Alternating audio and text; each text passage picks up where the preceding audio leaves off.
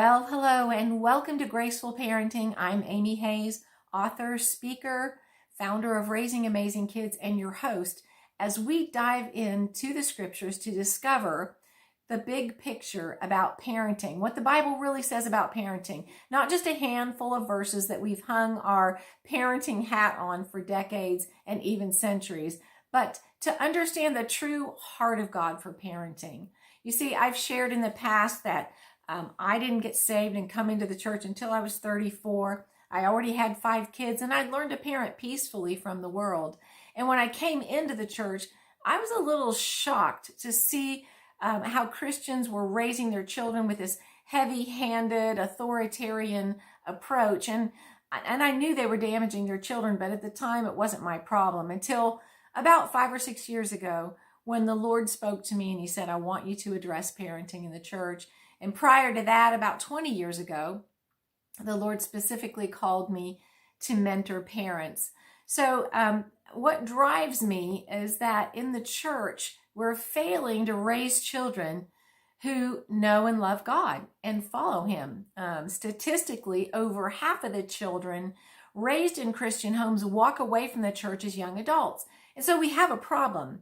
And the church has attempted to address this problem, but the problem it isn't specifically in the church, or church programs aren't going to solve it, because the statistic itself tells us the problem is in the home. It says children raised in Christian homes.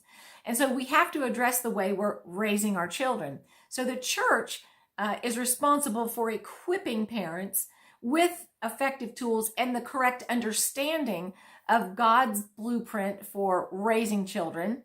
But it's the way we're raising children that has to change. In other words, there's not going to be a program that we add to our church that's going to fix this problem.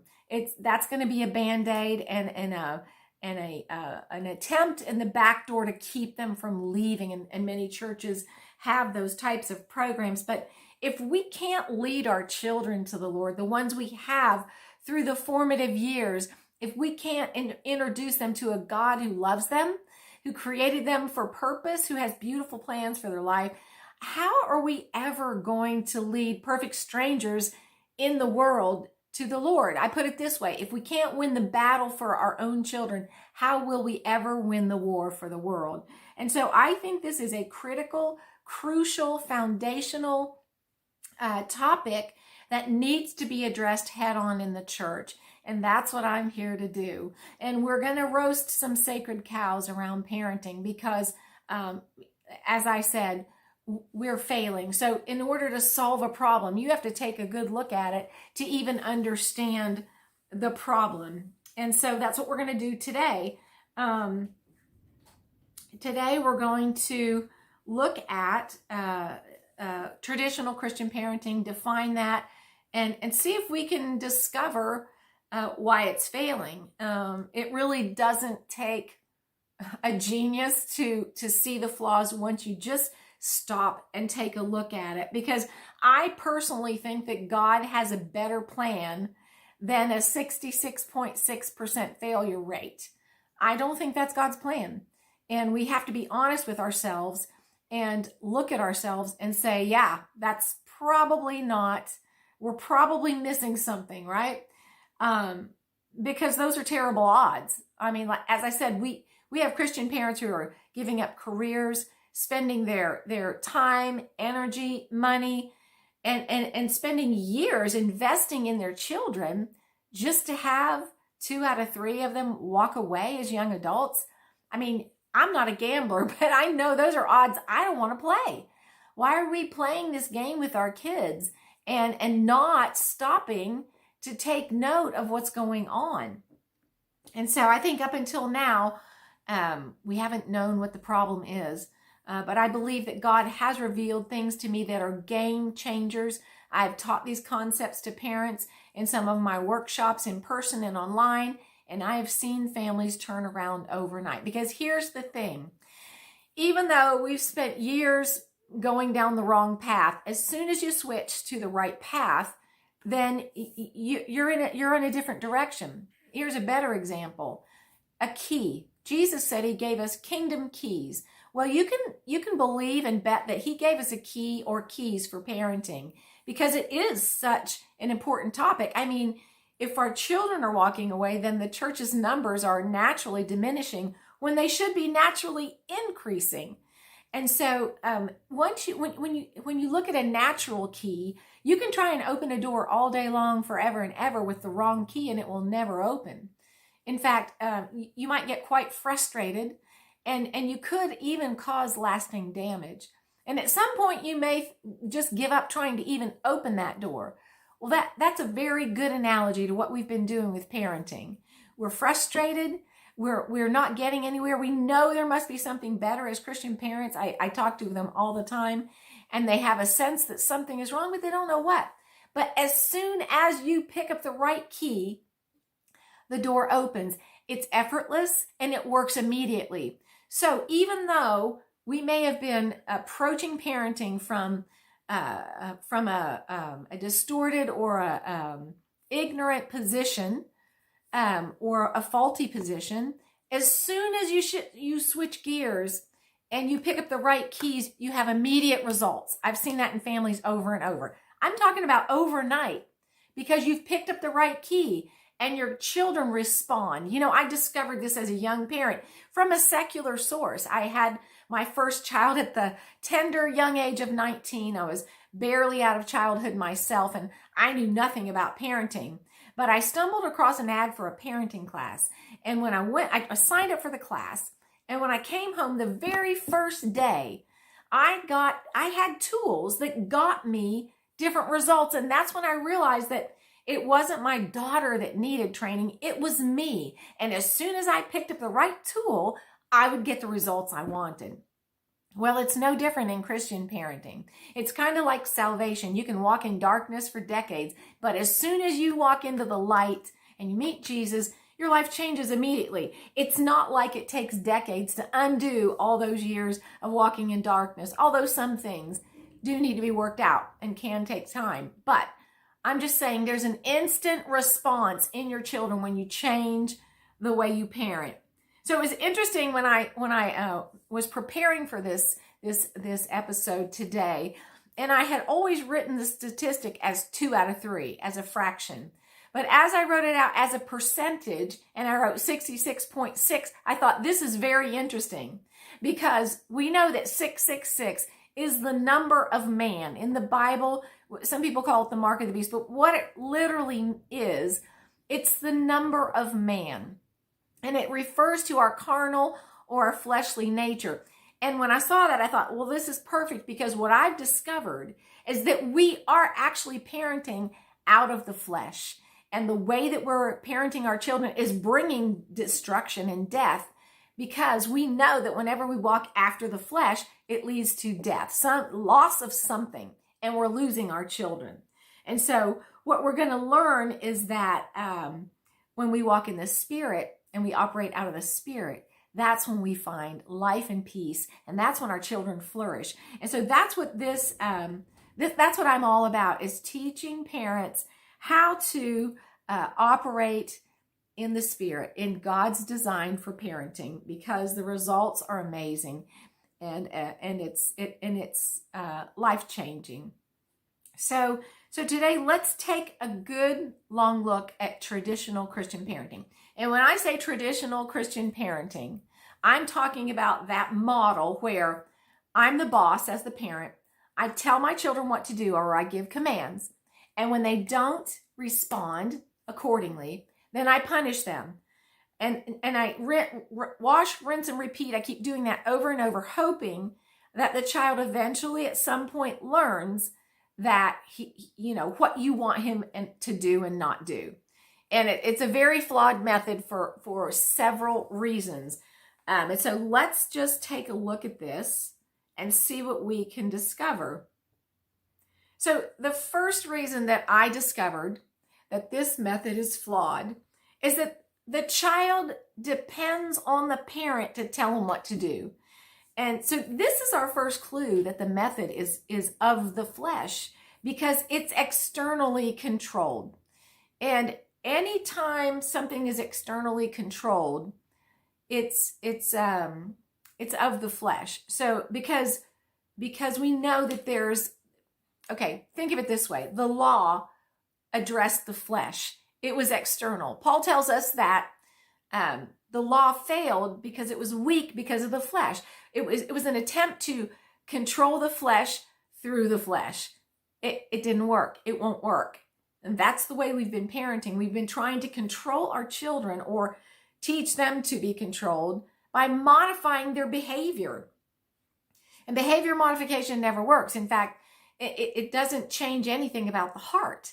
And we're going to talk about it in the future, but it's all intertwined.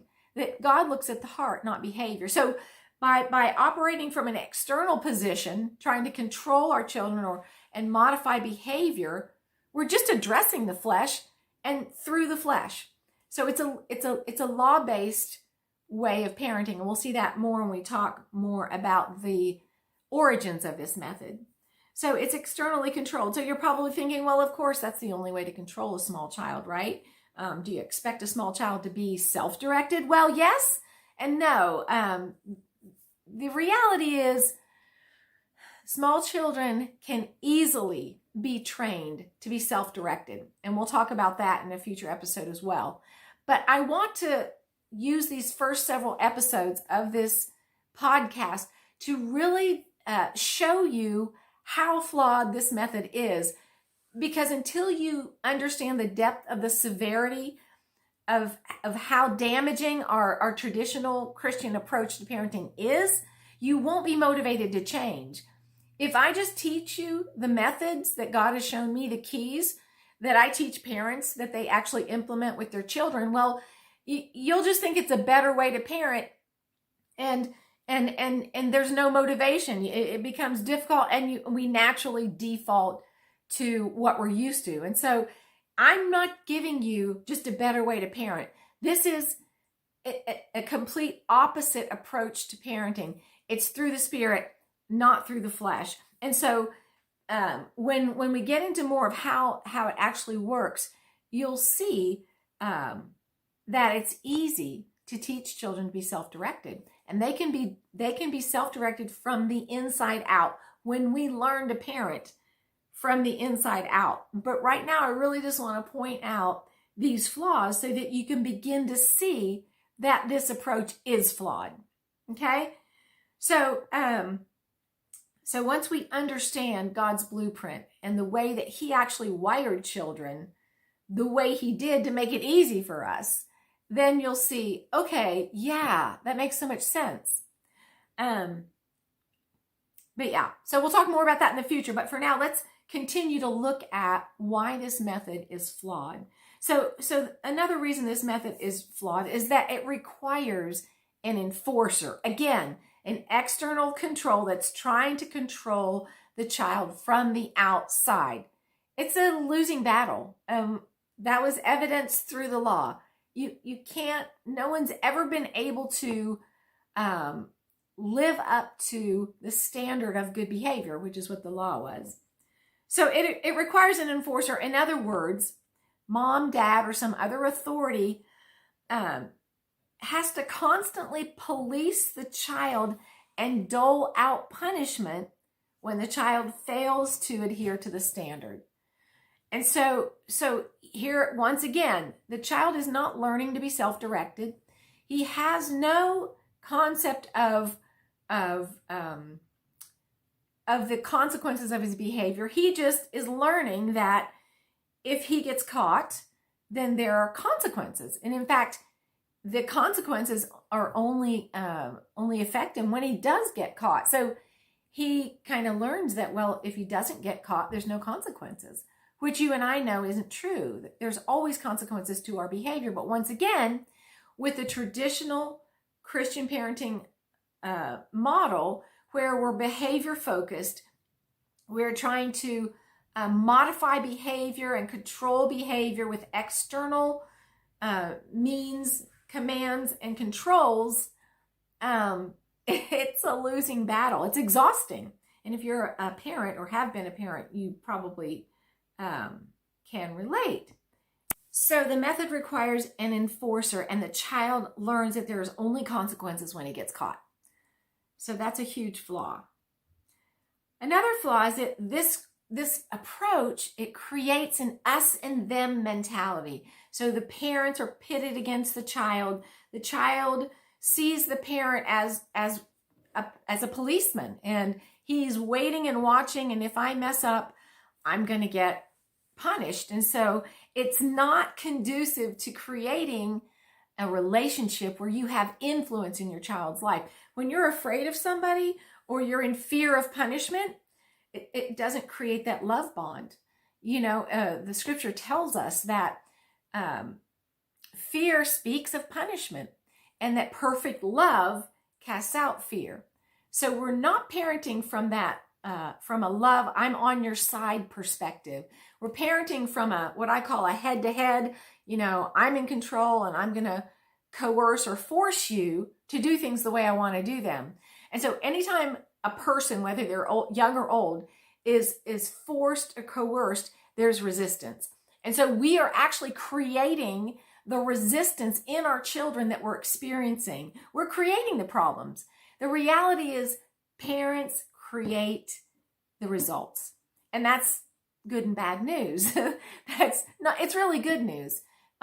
Because if you think your child is the problem and that there's something wrong with your child and you have to fix your child in order for, you don't have control over your child. And that's what we've been trying to do, control them.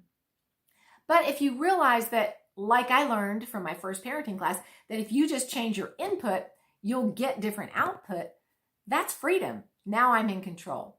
And that's the most empowering thing you can discover about parenting. So this us and them mentality is not conducive to creating that relationship where your child wants to listen to you. So when we learn, I call it heart-to-heart parenting. We've been head-to-head parenting, but when we learn to parent heart-to-heart and our children know that we're on their side, we're on their team, we're not against them, that's when they can relax and they can listen and they can receive from us and they can trust us. And as they get older, they'll come to us when they need advice, they have a problem, or something's going on, instead of going to their peers. So learning to parent heart to heart creates that influence that you want in your child's life, and it grows stronger every day when you learn to do that. And I talk about that more. I teach parents how to do that in the lesson on heart to heart, which is how to connect with your child's heart through emotions, which is another topic that's gotten a bad rap in the church. Emotions are not a bad thing. God created emotions and God has emotions. It's just that we haven't understood them and how to manage them. And so I don't want to get off on another topic. Let's stay focused here, Amy. So the us and them mentality creates distance rather than intimacy between parents and children. So another flaw in our traditional Christian approach to parenting is that the child learns one thing: comply or get punished. We are not teaching our children to be obedient through this method of commands and punishments. In fact, the compliance is, he's learning to comply to avoid the pain of punishment or the loss of privileges or whatever it is. Because true obedience is given from a heart of trust. And that goes back to the heart, which is really the key, which is what we've missed when it comes to parenting. It's just like love. You can't demand love or coerce love or manipulate love. If you love me, I'll treat you well. If you don't love me, things will be bad for you. That's a controlling, manipulative, abusive relationship. And obedience is the same way. So whenever there's external pressure or coercion to obey, it's not obedience. It's simply compliance to avoid pain or punishment. It's like I can hold a gun to your head and say, give me all your money. And you'll do that for the sake of survival. That's not obedience. You're complying with my demand to avoid the consequences. So that's compliance, not obedience. True obedience is given, not demanded by external forces. Once again, you see that external coercion, and that's when you know it's of the flesh. So when you develop that heart of trust in your child, he will naturally obey. In fact, that's how I learned that we can actually train our children very easily, is that I taught my son to be obedient in one interaction that lasted less than 5 minutes, and it was permanent. And so this is how beautiful God's plan is. So, and these are the things that I teach in my parent curriculum, which is God's blueprint for raising world changers. I teach them all the keys that God has shown me about how to parent easily and effectively. And it actually even becomes fun. So anyway, but we'll learn more about them. But in this podcast, I'm not talking so much about the tools, but I want to address the concepts and the scriptural tenets behind the tools, so that as church leaders and pastors, that you understand what's going on, once again, so that you're motivated to implement the curriculum in your church, so that your parents can have these keys, these kingdom keys that'll make their parenting so much easier. Another flaw with this method is that it defies the cognitive ability of children. So small children, we usually start trying to teach our kids obedience from the time they can walk, right? 1, 2, maybe even earlier. Well, at this age, the child, he lacks the executive functions of the brain, such as weighing options, making decisions, making thought-out choices, understanding the consequences of his actions. These are skills that don't develop until much, much later, even age 13. Yet we're expecting 2-year-olds to be able to stop, think, weigh his options, make choices, understand the outcomes of those choices, and they can't even remember what happened 2 seconds ago, let alone what you told them yesterday not to do.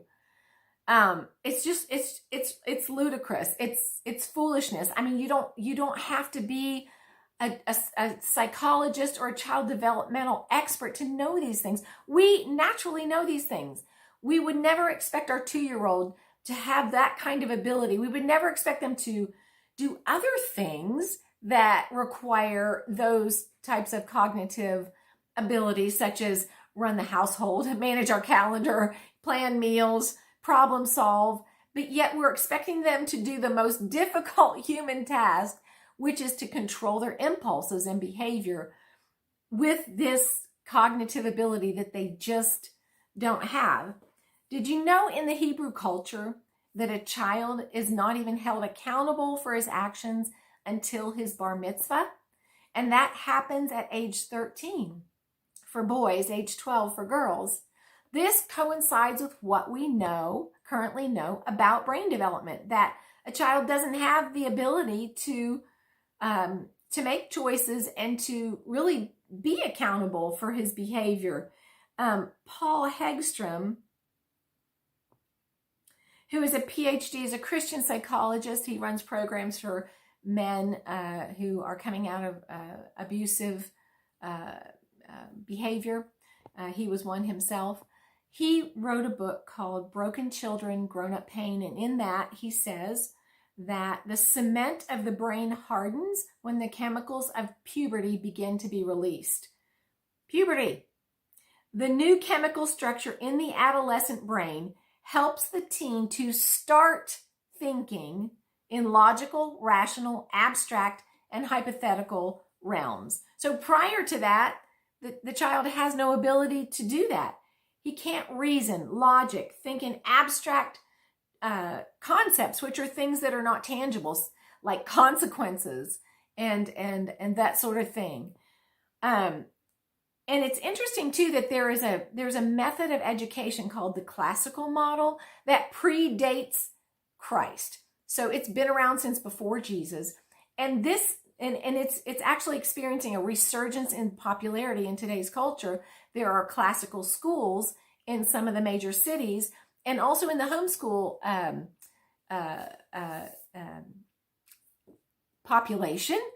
A lot of them are returning to this classical model of education because it addresses and it teaches the child differently depending on the stages of development. So they're not teaching a kindergartner and a first and second and third grader the same way that the teenager is being taught. It's completely different. And the logic and reasoning isn't incorporated into the process until the teen years. And so it follows the natural model of child development, which is interesting that they knew about this before Jesus walked the earth. And the Hebrew culture knew about this because of the bar mitzvah, that they didn't hold a child accountable for his behavior until he was bar mitzvahed. In fact, bar mitzvah literally means son of the commandments, meaning that he wasn't held accountable to the commandments until he was 13. So I think that we have to look at these things and realize that, we can't just scrap this and go, oh, well, they didn't know anything. We know better. I don't think so. But the reality is that young children are impulsive. They live in the moment. They're unable to control their impulses. And when we punish them for being this way, we're punishing them for being the way that God created them. And as we will see, he has wired them the way he has for our benefit. But we're creating the resistance that we're experiencing because the method we're using, like we already talked about. So once again, it's us that needs training, not our children. Once we get trained in how to parent, they naturally respond. They're designed to respond, not to think and make thought out choices about how they will behave. But the most distressing flaw in traditional Christian parenting is that children learn to base their value and worth on how they behave. And psychologists tell us that we base every relationship in our lives, including our relationship with God, on the one we had with our parents. And if you're a church leader or pastor, I don't have to tell you this. You don't have to have a degree in psychology or even theology to know that people base their view of God on how they related to their parents. And that's why so many adults have a problem and struggle with viewing God as a loving father because of the negative or even dysfunctional relationship they had with their earthly father. So this is what happens to children who are raised in this behavior-focused environment, is that their parents approve of the good behavior and they punish the bad behavior, and they transfer that view over to God, and they end up with a works-based relationship with God at best. Those are the ones that stay in the church. Now, not saying there's an exception or two or three or even a percentage, but if this method that we're using were in a vacuum and worked perfectly, that's what it would create. We would create well-behaved churchgoers, and that would be the best we could expect. We would never create or develop children who grew up to know God and who fulfilled their God-given purpose on the earth, because that's an individual thing. We would be creating cookie-cutter, behavior-focused Christians who followed the code of behavior and, went to church because that's what's expected. But for the most part, as we've said, children are walking away because they're tired of trying to measure up. This method makes them feel not good enough because they always hear about it when they fail, and they opt out. It's exhausting, it's discouraging, and nobody wants a part of that. Nobody wants to be measured, having to have perfect behavior in order to be acceptable. And so they say goodbye to the church and good behavior, and they embrace the world that accepts them as they are. So it's interesting, though, that many of them return to church when they have their own children. And that's the sad thing, is because that's what most of us do. We default to the way we were parented, and they don't know any other way. So they go back to, well, I think my child needs, an anchor, and, I know about God, and so I'll go back to the way that I was parented. I met a teenage girl once. She was having trouble with her mom, and the Lord had brought us together, and I was spending some time with the daughter and the mother. And the daughter told me that her mom was very strict, super strict, like didn't trust the daughter to go get the mail. but the daughter said, it was just, she walked on pins and needles. it was like walking on eggshells because she never knew when her mom was, going to bring down the hammer. And that's the way our kids are. And so she told me, she said, my mother told me, I know the way I'm parenting you isn't good because it's the way my father parented me, and it hurt me. She said, but I don't know any other way. And I thought, how sad to recognize as a parent, as an adult, that the way you were parented was destructive for you. In fact, most of us point to our childhood as the source of our adult dysfunction. And yet, once again, most of us default and parent the way we were parented. And that's exactly what this mother did. She knew that her upbringing was faulty and it caused problems in her. And her father was actually a pastor as well. And so, and I'm not dissing pastors in any way, but I'm just saying he's a pastor and he doesn't know these things about what the Bible really says about parenting. He doesn't realize that what he's doing is destructive and pushing his children away from God. So it's a big deal. And that's why I'm passionate about it. But this poor girl, her mother knew she was doing the wrong thing. Well, a destructive approach, and yet she didn't know any other way. And so she just went on with what she knew. And so I think that's probably why some of these young adults that walk away when they're single, once they get married and have children, they come back because they don't know any other way. Well, I think it's time that we stop this cycle that is destroying the church and our children, and that we take, like I said, a good long look. And so I'm anxious to share the good news with you. But before we do that, I have one more.